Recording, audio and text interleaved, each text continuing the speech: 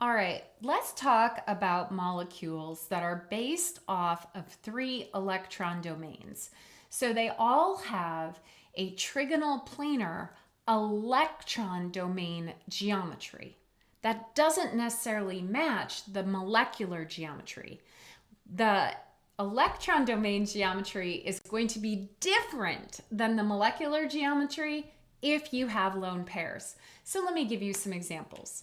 My example number one is something like BH3, boron trihydride. So this is something with three domains and zero lone pairs. You've got three domains where none of them are lone pairs. So if you look at this molecule, all of those domains, 1, 2, 3 domains, 1, 2, 3, all will try to get as far away from each other as possible. They're going to go into this flat triangle geometry. Therefore, the electron domain geometry is, for all of these, trigonal planar, but the molecular geometry, well, I can see all three things. I can see atoms. I see a hydrogen, a hydrogen, a hydrogen. So the molecular geometry is also trigonal planar. No difference. They're going to match if there's no lone pairs.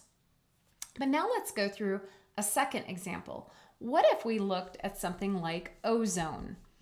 Ozone has a Lewis dot structure that looks something like this. In fact, there would be a resonance structure with this as well. There are three electron domains around that center oxygen. We have a single bond domain, a double bond domain, and a lone pair domain. So we have 1, 2, 3 domains coming off of that central oxygen atom. Now, yes, it's true. These are all going to be about 180 degrees apart. Now, what do we see though?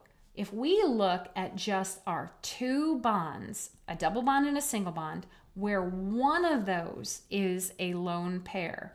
So this is two bonding domains, two domains that are bonds,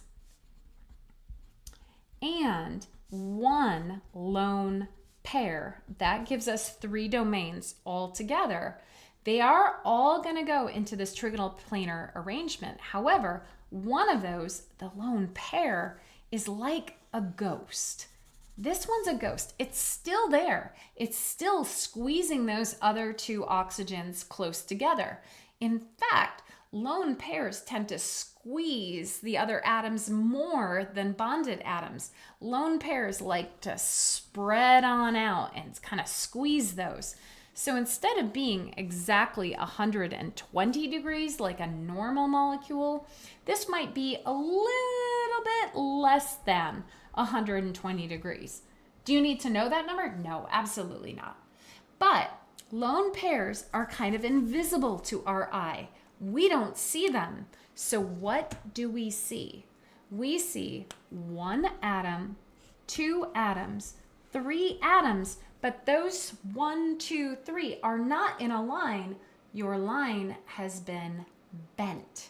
The name of this molecular geometry is bent.